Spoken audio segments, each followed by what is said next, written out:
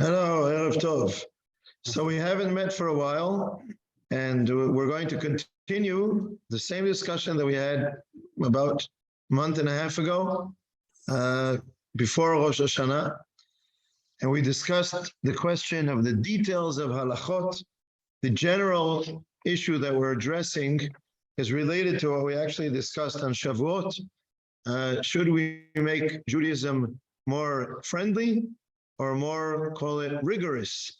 Is halakha, assuming that we identify with, we're not discussing now a specific idea, thought, or demand that it's something that bothers us, that clashes with our values, but the details of what we are demanded to do, are they constructive or are they too much and they make it too difficult for us? We're trying to deal with that. And I'm going to quickly zip through the things that we discussed last time we discussed this issue. And here they come, just very generally. We discussed these psukim from Mishlei that describe the mitzvot and the halachot. It's the discipline and the instruction of your father and your mother, that they are like a necklace. We can look at the details of halachot as a burden, or we can look at them as jewelry, as something beautiful that we're happy to have upon us. So it's one point is that it very much depends on how we relate to it. We continue to the psukim, these psukim in Dvarim, that mention when there's a difficult halachic question and we have to go up to the Beit Din in Beit HaMikdash in Yerushalayim. We find in the Beit Din judges who are Leviim or Kohanim from the Shevet of Levi, and regular judges. And we asked, why does the Torah specify judges after not only mentioning judges in general, but also specify that there are judges who are from the Shevet of Levi who are Kohanim? And we mentioned the interpretation of the Netziv Mivolozhin, who was our Rav Kook's rabbi in Russia, in Volozhin. At the end, maybe it's not Russia, maybe it's Lithuania, I'm not sure, at the end of the 19th century, and Rav Kook in the 20th century, both interpreting that the idea is that there are two ways through which we derive halakha. We reach halachic conclusions. One is that we go through the details of the precedents and the commandments in the Torah and the Torah Sheba'al Peh, and we reach a decision like judges. And another is that we look at the idea of the mitzvah, and according to the idea of the mitzvah, we come up with a halachic instruction of detail.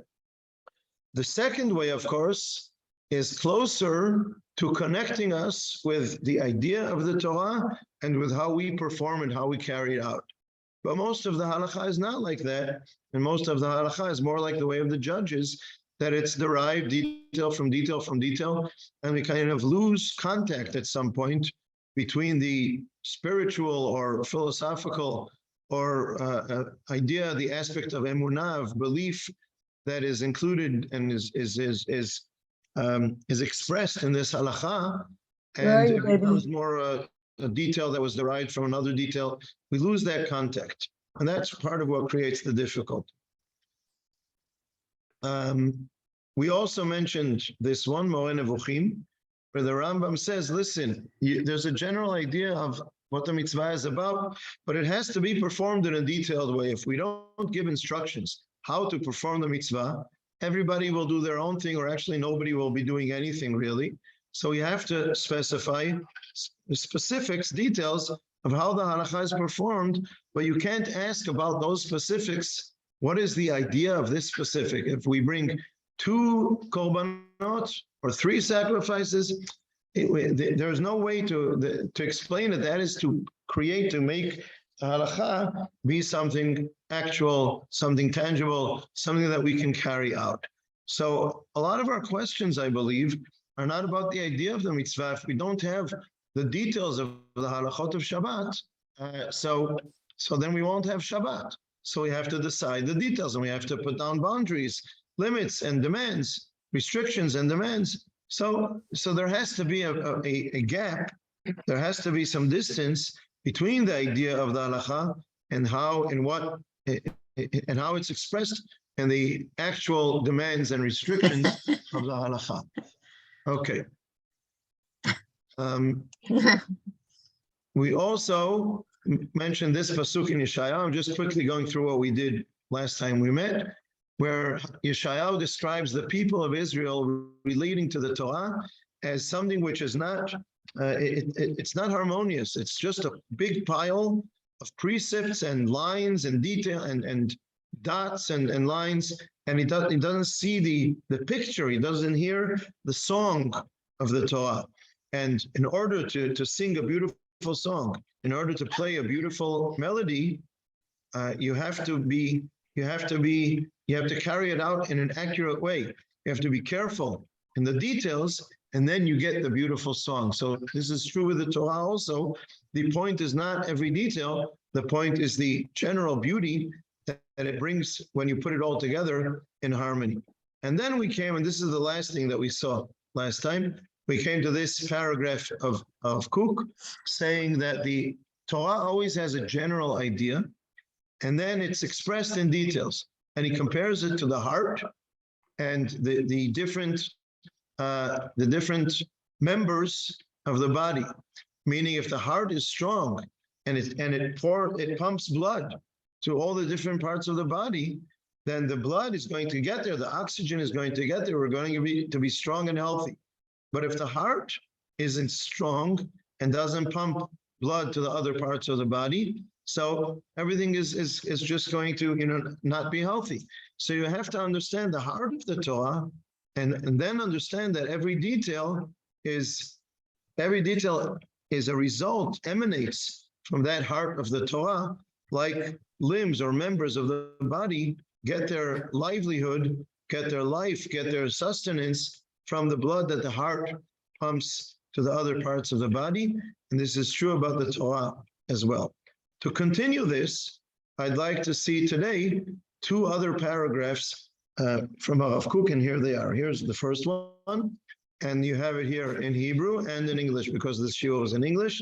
We're going to read the English. I'm just showing you that it really does exist in Hebrew. I didn't make it up. It's from the same chapter of Rav Kook, a compilation made by Rav Tzvi Yehuda, Rav Kook's son, bringing different paragraphs from different places where his father wrote them, and compiling it as one kind of book, one compilation of paragraphs where Rav Kook is discussing philosophically and religiously different aspects of the Torah. And here we go. This is Piska Zayin, paragraph 7 in that chapter. Here we go. In every Torah study, of course, I am responsible for the English translation. So if there's anything wrong with it, don't blame anyone else. In every Torah study, there is a spark of the general light that is revealed in everything. And the value of the spark is because it is of its connection to the general light. Although it is very hidden and it is revealed only as a detail. And one who studies Torah Lishma for its own sake, his mind and heart are seeking its general observation. Therefore, its general light is revealed to him, and he achieves great levels of understanding of the Torah. Again, I just read through it, and now let's analyze it. Rav Kook says, as we said before, that there is a heart of the Torah. There's a general light, there's a general concept, a general idea, a general goal of all the mitzvot of the Torah. And in every Torah study, in every paragraph that you study, in every pasuk, in every word, in every halakha, there is a spark of that general light of the Torah. The sparks are the revelation of the Torah. I would even say, if we were to reveal the great light of the Torah, it would be too overwhelming. I don't know, there was supposedly a partial eclipse in Israel a week or two ago, and I walked out of the house and looked for it. I didn't see it. But of course, when I tried to look up without proper protection, you can't look at anything. You can't look at the sun directly.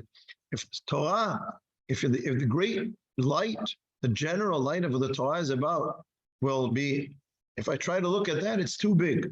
It has to be broken down into sparks. And the value of each spark is because of its connection being part of that general light. This connection is hidden. What is revealed to us is only the detail. What the Torah reveals to us when we study halacha, when we keep mitzvot, when we perform mitzvot, or we are obligated by restrictions, and we keep those restrictions, we see a specific detail. We don't see that it's a spark of a greater light. And if we study Torah Lishma, which is a term that's hard to define, not only in English, also in Hebrew, but if we study Torah because we're looking for the depth of the Torah, if we're not studying Torah because we want to achieve a specific goal, I want to get smicha, or I want people to respect me, or I'm trying to make some personal gain by showing off that I know Torah or something like that. If I'm studying Torah just because I really want to understand the Torah, so a person's mind and heart are seeking that general picture of the Torah. That's what a person is looking for. I want to understand the great depth, the great light of the Torah. And therefore, when a person is looking for that, that general light will be revealed to him, maybe on different levels for different people, or based on different levels of knowledge and levels of understanding. But some part of that general light, in some way, that general light will be revealed to this person, and therefore his levels of understanding the Torah are going to grow. So Rav Kook says, if we look at what he's saying here, he's saying, yes, every spark, every specific halacha, every one of those details that sometimes we feel are too much, every one of those details is connected to the general light of the Torah, but we don't see that because it's presented to us as a detail. But if we study the Torah and we're looking for it, at least to a certain level, we will reveal, we will be able to achieve understanding of this connection and see the general light in every one of the details, at least up to a certain level. Okay? If anyone would like to react to that, comment on it, please do.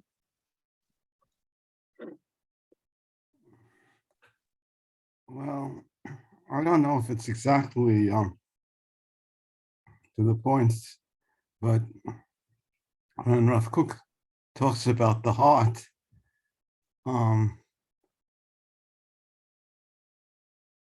it's a very deep organ, very intense organ that, on the other hand, is very delicate. And when people try to smother it or hide it, or pour oil over the spark, or pour water over the spark, or water over the spark, it's very serious, very troubling, and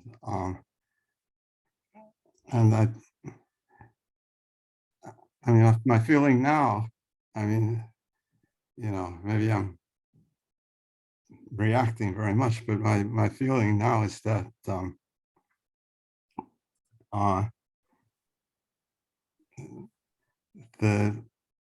heart is being lost altogether. Okay, I understand what you're saying. I think maybe I would say the following. Maybe I'll take it a little less extreme than you, Eliezer. And I would say that a lot of times people, because it's hard to see the connection between the spark and the general light. So people are care very much about their Judaism, and they want these details to be carried out, and they struggle and they fight for I'm using the word fight in a positive connotation right now. Yeah. And people fight for the Torah to be carried out, but if you lose the connection, or if you lose even the desire to see the connection between the spark and the general light, then you might be fighting in the wrong way or over the wrong things. And then will happen, those things that you're worried about today. But I think it's legitimate and proper and positive to fight for the Torah, but understanding this concept and looking for the general idea while you are fighting over the details is indeed very important. So I identify with that aspect of what you're saying. Okay. The next paragraph, I mean, I love this one as well, but the next paragraph I really think of, it excites me more than the others. And I'm sorry that our physicist, our friend Mark, is not here tonight. Either he will watch this recording, or I will send it to him directly and ask for his reaction next time we meet. And Rav Kook says the following. Can't you see me? Can't you see me? Oh, there he is. Oh, I'm late. I'm you're sorry, I was here. late. Oh, I was great. late. Great. We're happy to Welcome, meet you. welcome. Terrific. Here you are. Where are you? I'm in a resort called Near Etzion, Oh. in the hills above, near Ein Hod. And it's a very lovely resort. And I'm tired as blazes because we had a really hard ride today. But I'm here with you and I'm delighted. Thank you very much. Are you riding up the Carmel tomorrow? We're riding on the Carmel tomorrow. This evening we had a good ride. It was lovely. We didn't have any rain. We had lots of clouds, beautiful clouds, but no rain. And the last 3 kilometers was one of the steepest uphills I've ever done. And my legs are in terrible shape. Wow. I'm relaxing and I've got a good excuse to stay up. After this, I'm going to go right to sleep. Anyway, Okay. lovely to be here. Thank you very much, people. Thank you. We're very happy you're here, and we support your and commend your project, your participation in that project. Here we go. Beautiful project. Beautiful project. Okay, here we go. So this also here's the Hebrew underneath the English, just so you'll believe me that it exists. And here it goes. Again, my translation. In the wisdom and knowledge of the tangible physical world, we see that it is correct to say together with how great are your works, Hashem, also with great astonishment, how small are your works, Hashem. The words, how great are your works, Hashem, are the pasuk in Tehillim 92, which we say is the Mizmor Shir Liyom HaShabbat, Ma gadlu ma'asecha Adonai. How great are your works, Hashem, meaning the creation, the world that Hashem created is amazing, is great. But Rav Kook says, wait a minute, listen to this. Say also, not only how great are your works, Hashem, but also be astonished and say how small are your works, Hashem. What does he mean? So he explains, that is, just as we are filled with wonder at the size of the lights and the large spaces full of wonderful stars and like the galaxies, you look up at the sky and you see this, and the mighty natural forces, so are we amazed when we look into the depth of creation in its smallness, at the details of the organs of the smallest animals, and the minuteness of materials, and the precision of the forces in the most distant places. So just as we should be astonished and in awe of powerful things in creation, of galaxies, of looking up at the sky and seeing vast spaces with wonderful stars and so on, so too, says Rav Kook, look and be astonished at the creation of Hashem in the details, in the smallest, in the minuteness of things and the precision of how the physical world functions, because it is so precise. And by the complete knowledge of the 2 extremes, of the greatness and the smallness, picture of reality will be complete in the heart of a person. And to understand the greatness of I'm not reading now, I'm just kind of trying to say it in my own words, to understand the greatness, to appreciate how awesome the creation of the world is, you have to see the greatness and the smallness. What is Rav Kook actually coming to say here? The next sentence. And this is true also in the Torah. One must understand that just as he finds great wealth in the great rules, so he will also find multitudes of new spiritual findings in every detail of the Torah. How the precise restrictions and the expansion of the branches, or the branch of the halachah, which gradually splits into its leaves, are without measure. Halachah starts from a certain detail and then it grows. It's like a tree. It grows a branch. It becomes a leaf. It becomes a tiny little part of the leaf. So there's a general idea of halakha, like the bark, like the root of a tree, and then it becomes a small branch, becomes a twig, it becomes a leaf. It becomes so small that it seems to us unimportant, and it becomes a burden.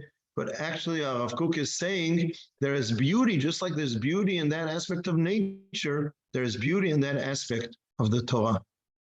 And then, if you see this, even one who is drawn to broad spiritual aspects of the Torah will be pleased to study the accuracy of the details of the Torah Lishma, like we said before, and he will comprehend as one the greatness. Two of these here, only one is necessary. He will comprehend as one the greatness and the smallness of the Torah. If a person, there are people who are attracted to the details of the Torah. They want to know the details. They want to study them. They want to teach them. A rabbi wants to give psak halacha. People ask him questions about how to carry out this mitzvah and that mitzvah, and he answers in detail. And then there are religious people or religious leaders who are drawn to more spiritual aspects, to more broad aspects of the Torah. What is the idea of the Torah? What is the moral? What is the idea behind this mitzvah and so on? But says Rav Kook, if you understand in nature, in the physical world, you understand the oneness of the greatness and the smallness, how they're both an expression of the greatness of the creation, of the of how nature is, what was the word usually, is astonishing, fills us with awe. So too with the Torah. If I see the greatness of the great powers, the broad aspects of the Torah, and the accuracy of the details of the Torah, then I will see the whole picture, the complete picture of what the Torah is. And I would say, actually, this is true about everything in life. You know, love and companionship and relationship with other people it's not only about being, behaving properly in every minute and every small thing, but it certainly also has to be expressed in that. It can be about commitment and love, but it has to be expressed in, being respecting someone and acting in a way which is pleasing to them, which sometimes can be expressed in very small details. And if you want to make a great project, which is something moral, which is something for the betterment of the world, which is for other ideals, you have to do it in, you have to get down to details. And if you don't go into the details and just want to do it in a general way, it's going to be a mishmash. And if you want your great idea to be carried out in a very productive way in the world, you have to go down to the details, plan it and carry it out, detail after detail, and then you'll see how great it is when all those details come together. Can we be aware of this when we carry out a specific detail of halakha, when we take upon ourselves the yoke of being committed to this detail of halakha, to that detail of halakha, to understand that it is that detail is part of the greatness of the Torah, and without that detail, it wouldn't reach the goals and the things that it's aspiring to achieve in the world. I like this paragraph. I think the comparison with the physical aspects is enlightening for me. Comparing the greatness and the smallness of the Torah to what we find in nature, I find that's enlightening for me, and I would love to hear your reactions. I was telling people at dinner this evening about the shira this evening, and people remarked, I think one of my interlocutors remarked that they saw a sign when they were touring around of the Institute for Halakha and Science. And so we got into a whole discussion about the overlap between halakha and science. And I think, to me, they fall into four separate categories. And I don't want to bore you with my feelings about the four separate categories, but here there's a fifth category, I think, and that is that the ideas of science, of how you do science, and how you do what you've described as doing halakha or delving into Torah and details of Torah, the way that you can do that can be very similar between the two spheres of endeavor. In other words, here you're saying, science, you look at science, you look at the big, you look at the small, and that gives you an example of how to look also at halakha. And that's a completely different way of looking at the interaction between halakha and science. And I really like it a lot because it causes no conflict between the two. Okay.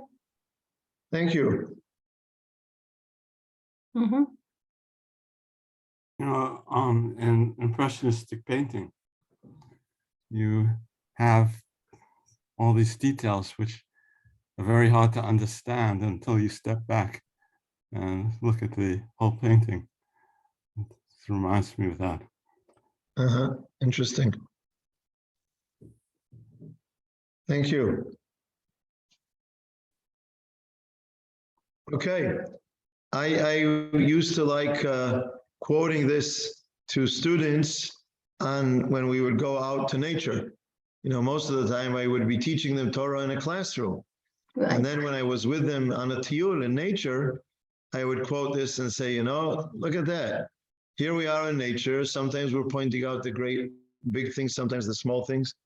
We have a cousin, my second cousin, Rena, whose family, she and her family, her children are married, but some of her children came back to the kibbutz. They live in Tirat Tzvi, and their son Matanya was killed in the 20 years ago in Chomat Magen, 20 years in the end, 1.5 year ago, right after Pesach in Chomat Magen. And Right. Matanya, one of the things he did was he was he liked to take pictures. He would walk around with a camera and take pictures. And the family noticed that his pictures were of details. He could take a picture of a bug on a bike with a large field in the background, but he was focusing on the bug. Mhm. And so you had the small with the big in the background, the detail with something bigger in the background. So every year they make an askara and someone gives a shiur. So one year, this is probably about 15 years ago, I gave the shiur and I used this to discuss, and compared to Matanya's photography. And then some time afterwards, we were on a family tiyul with my children, and we're walking on some how do you say, some shvil, some path. And my daughter calls me and she says, Abba, come see something. And I had passed it already. So I said, no, I'm too far forward. I don't feel like walking back. And I said it in the shiur, I said, let us be Matanya's eyes. He looked at things in a certain way. Let's be his eyes and look at these details in the world. And she said to me, Abba, you said we have to be Matanya's eyes. I couldn't argue with that. And I walked back, and there was this like a cocoon of what is it? Some kind of butterfly or some other bug Mhm. that was hanging on a branch of some kind of bush, like it was living. It had been living there until broke out of its cocoon and flew off, and the cocoon was hanging there. So I said, wow, that's great that you noticed that. And one day at work, one of the places I was working, I noticed a bunch of ants working together, carrying what for them was like what would be for us a big batch of grapes like the size of a truck.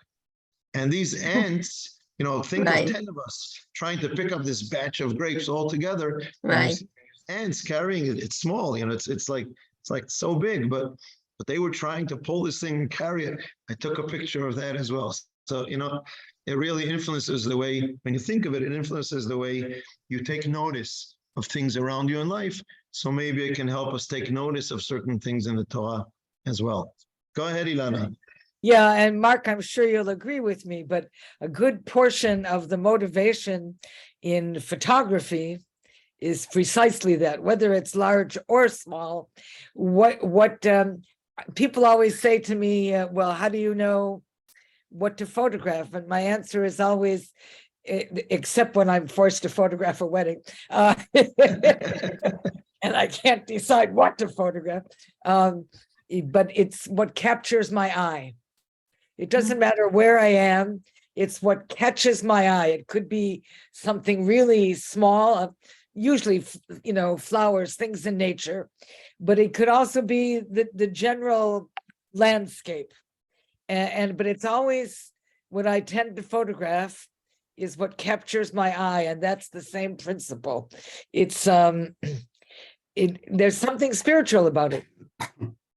And I think Rav Kook is encouraging us here to look at the Torah and allow different things to capture our spiritual eye. And they can be a powerful story of something very brave that someone did in the Tanakh, but it can also be when we keep a small halachot and notice the accuracy and the precision and the value of that small action that we're carrying out when we keep a certain halachah.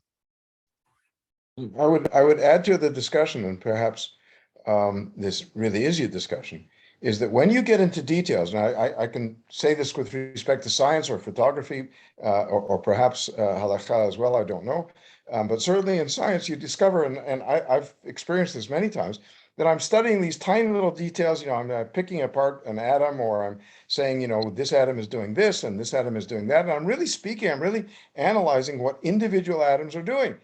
And then I talk to my physicist friends, and they're, it's just an atom, what do you think? But then you have to take a step back and you have to say, well, what is it we are really doing? I mean, we really are looking at incredible detail, and somehow that has to fit in with the greater picture of things. And that connection is, I think, what you're really talking about here, is you have to take a step back from the detail. You can get so focused on the detail, you lose, you lose the sight of the forest through the trees. You have to make the connection between the detail and the general.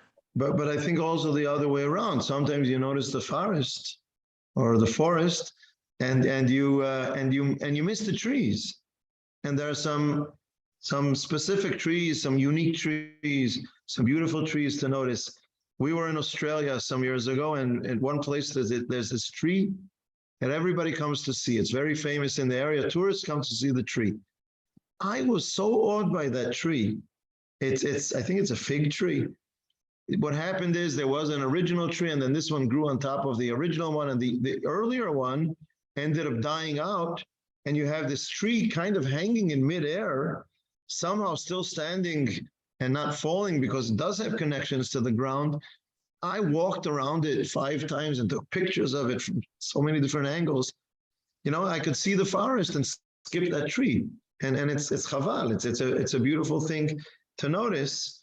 And I think that's true. And look at science as well. That being able to analyze and understand nature in such a detailed way gives us tools to do great things, because it's the same science that understands those details, that can plan with precision a rocket that is going to fly to Mars and get there in 5 years and continue sending pictures back to us for 30 years after it was sent out. And it's the same detail that enables a doctor to put a tiny little nanotechnology sized tube into someone's body and reach his heart and implant a certain valve in the place where it should be and give that person another few years of life. And these things are amazing. And, so if you think of the connection between the precision of these details and what valuable things we can do with them, and then I try to take that to the Torah. Okay. With all this being said, I'm sorry I didn't translate the next paragraph. Here I have it in Hebrew, and it's a little bit of a long one. Rav Kook is saying, I'm not going to translate all of it. I just want to tell you the general picture of what he's saying here. It's a very beautiful, lofty song. It's kind of, he writes it as a paragraph, but very often Rav Kook, when he was writing his thoughts, he was actually writing something very poetic. And he writes here about his inner struggle. Here in Hebrew, it says, Milchamti apnimit, the war I have within me, my inner struggle. What is this struggle? He says, my heart is full of spiritual longing. I want the pleasantness of the godliness to spread in me. You know, he's yearning for some powerful spirituality, for some powerful connection with God. And he's calling out and he's asking, he says, I'm calling out in a great, powerful voice, give me the light of God. And he has this whole song that he's singing, and he says, my soul is elevating. Nishmati olechet umitnaset. My soul is elevating. And then he says, then they come to me with this list of obligations, with chiyuvim. You see the word chiyuvim here? Chiyuvim is obligations, things that I am obliged to do. I have chovot. I have to do these things. And he says, and you're taking my beautiful, free soul, and you're asking me to put it into these details, and you're choking it and restricting it. Oh, what suffering, what pain. And says the Rav Kook, here I made this a little more bold. I have not yet come to the level, he says, to see, liskot is to see, mereshit ad acharit, to see from the beginning to the end, meaning to understand, to comprehend the connection that we spoke about before, to experience the connection between the general idea and the details that I am obligated to follow. Says I haven't reached that level. So it's a painful paragraph. It's also a beautiful paragraph. It's a paragraph of great spiritual loftiness and pain of having to be, pulled back down into the world of the details and the detailed obligations that I have to perform. And he says, I'm not on that level yet to be able to put it all together as in harmony. And he ends the paragraph with a quote of a pasuk, I believe in Tehillim, but I'm not sure. Didn't check it. I long that when I study your mitzvot, it will be shashua, it will be fun. Not only I will do it because I'm obligated to. I get up early and I'm obligated and committed to worship of Hashem. And I go to the Beit Midrash and I take out my Torah books and I study detailed halachot and I carry them out. And I do it because I believe in the fact that I should be working hard to achieve knowledge and understanding and depth of Torah. But I long for the day when that will all be fun, when it will be harmonious with the greatness that I see. And I go back to science again. And I say, maybe you achieve a great scientific find, but you did it because you were willing to work hard, rigorously, at some details that you were researching. And you're not going to achieve anything great if you're not willing to work hard at it. And that's true about Torah and spirituality and being on a high moral level as well. It can't just be fun. It can be fun sometimes, but it can't only be fun. It has to be rigorous. And it's hard to put the two together. But it's okay that it's hard to put the two together. It's not supposed to be. It doesn't have to be harmonious all the time. I long for it to be harmonious, but it doesn't have to be. And that's another point I would like to make, that I'm going to leave the screen sharing because we don't need it now. And I'd like to say that there is value to working hard at things, and they should be rigorous, and that's how Torah should be. Now, if you ask me, so should we make Judaism more friendly or more rigorous? I just think that's on the one hand, I think it's a pragmatic question, meaning, what do I really think? I really think it should be more rigorous. Meaning, get people to work hard at it because they're going to grow from that hard work. At the same time, for myself as well, I want it to be lofty. I want it to be spiritual. I want to experience that harmony, but only after I work hard from a pragmatic perspective. You can't demand more than people are up to. Or I'll quote Rabbi Yitz Greenberg saying that a rabbi has to have the 10% measure. 10% measure is you have to be pulling people forward, trying to pull people forward to grow religiously. 10%. If it's only 0.5%, or if you're just trying to please them spiritually, you're not helping them grow. Your role as a rabbi is to help them move forward. If you make it 50%, you're going to lose contact with them. It's going to move anywhere. So you have to have the right balance of, on the one hand, making something about Judaism rigorous. So you have to work at it and you're going to grow from that. You can't overdo it because you're going to lose contact and people are not going to be able to follow that. So it's very much a pragmatic question. And you know what? Maybe there should be different communities with different levels of how detailed and rigorous they are, and others who are, you know, in Kino David, it sometimes is a question that we have to deal with because people come when it's fun. You get more people coming when we have a guitar for Hallel than for a Hallel without a guitar. It's more fun. It's loftier. It helps me.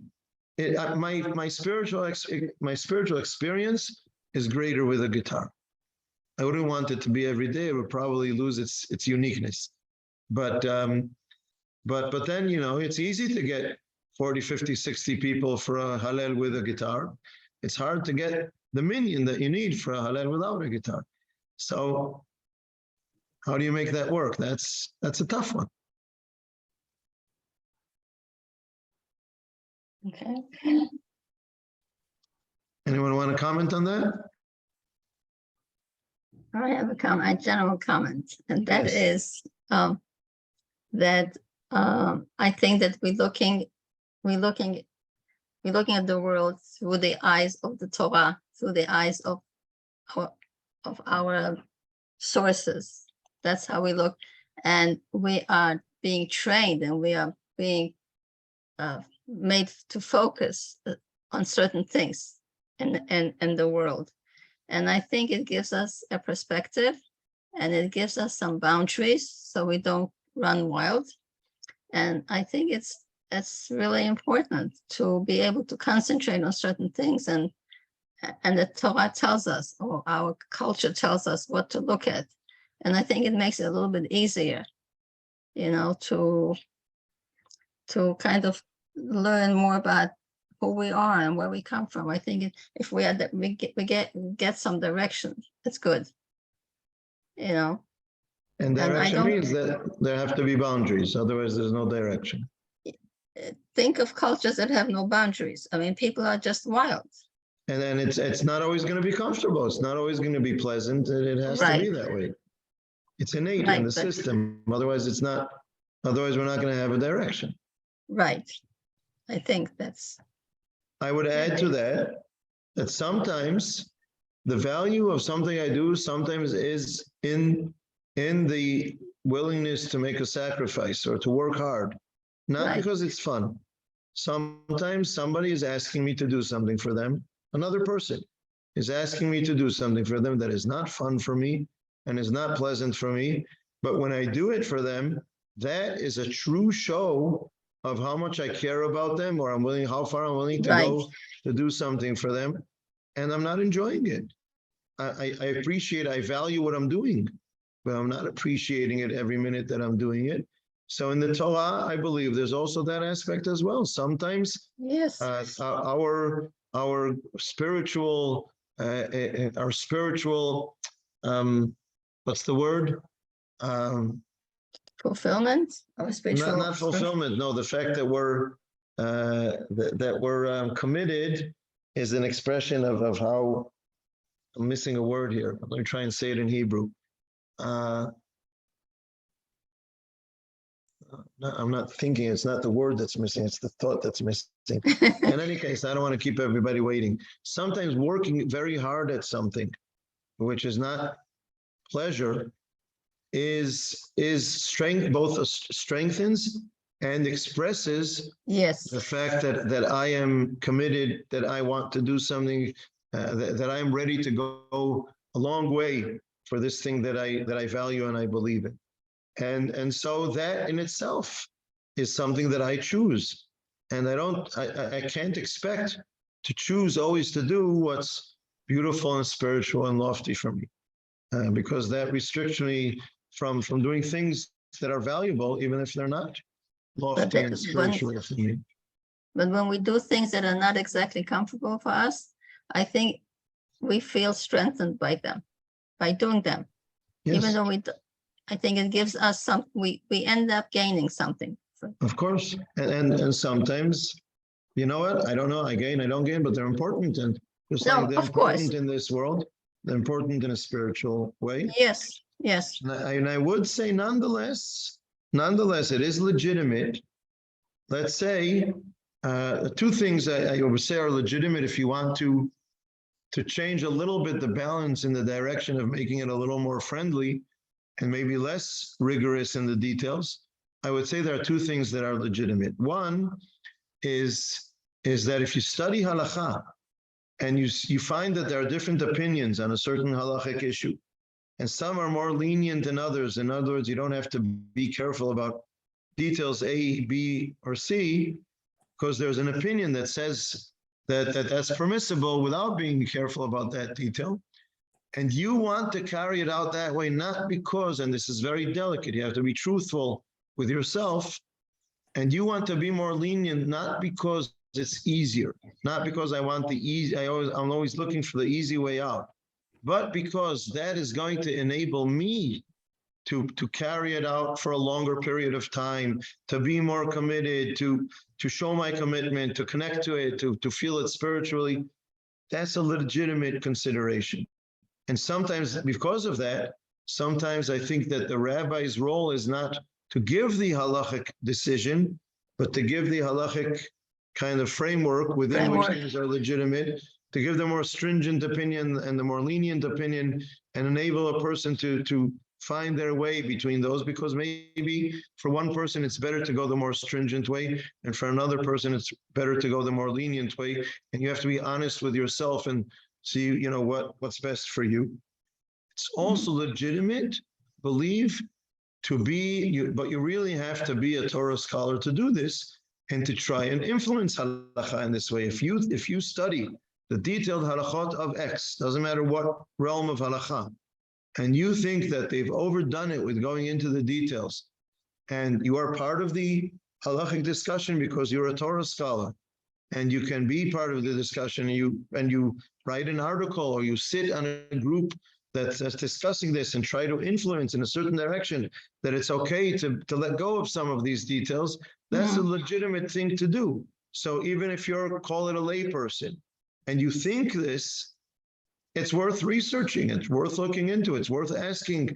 You know, I'm sure you'll find some halachic authorities that are going to say, no, that's not a good idea. But maybe you'll find others who will say, you know, that's worth thinking of, that's worth researching, and maybe someone will pull things in your direction sooner or later. It's okay to consider that this might be an option. And therefore, if you ask, and even if you go ask someone, is there a more lenient view, because I don't want to go against halakha, but I am looking for a more lenient way of doing it, because not because I'm looking always for the easier way, but because I think that's better for all of us, then maybe maybe you will discover that there is such a view, and it's okay to follow that way within halakha. That's a legitimate path to seek, I would say. I think that we can see this with the Piskei Din of the Sephardi rabbis that have the same law, but they have a different approach. The same sources, the same books, and the same books, the same lenient exactly laws, but their approach is different, and it makes things much more comfortable for people to live with. And I think I think that's what you were trying, if I understood correctly, that's what you were trying to say. Because I know that in the United States, there were, some of the conservative rabbis were trying to do some good things. They were trying to encourage people to live as Jews, and there were rabbis that were rabbis in places that there were 2.5 Jews, and they wanted them to come. So the people said, they have to drive. They can't get, so they drove, and they ended up learning, at least. So they drove to shul, but the rabbi told them not to not to go shopping. In other words, they were trying to put some boundaries for what they were doing. And some of them ended up, eventually, becoming really Shomrei mitzvot. So I think I think in outside of Israel, I think they have a little bit different attitude than they have here. First of all, that's different from what I was saying. I was saying within halakha, you're making another comment, which is a valuable comment in the question of this would not be what I believe is the proper halachic framework, but nonetheless, I have to keep that in mind. Who am I working with? What's best for the people? Exactly. To connect. You have a choice, right? You have a choice of alienating them. That is part of the ongoing discussion, or I'm sorry to say, the ongoing Disagreement. Clash about not about whether we should separate. I don't like to use the term church and state. We should separate religion and state, let's say. Okay, Right. I'd rather say synagogue and state, but in any case, whether we separate religion and state, I'm not saying let's separate, but the relationship can be more easygoing, as you're saying. And is that going to connect people to Judaism more? Or is that going to let things fall on the wayside? If we're more strict about it and we fight for it, is that going to make a stronger Judaism in the state of Israel? Or is it going to alienate people, like you're saying? That's part of the clash going on within religious circles about religion and state in Israel. And it's also connected to the diaspora because it has to do with the questions of the Kotel.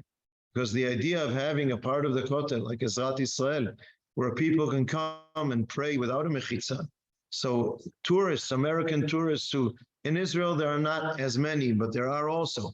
But certainly, tourists who come from just as an example, America or anywhere else, and they're used to having their freedom of, what kind of way they pray.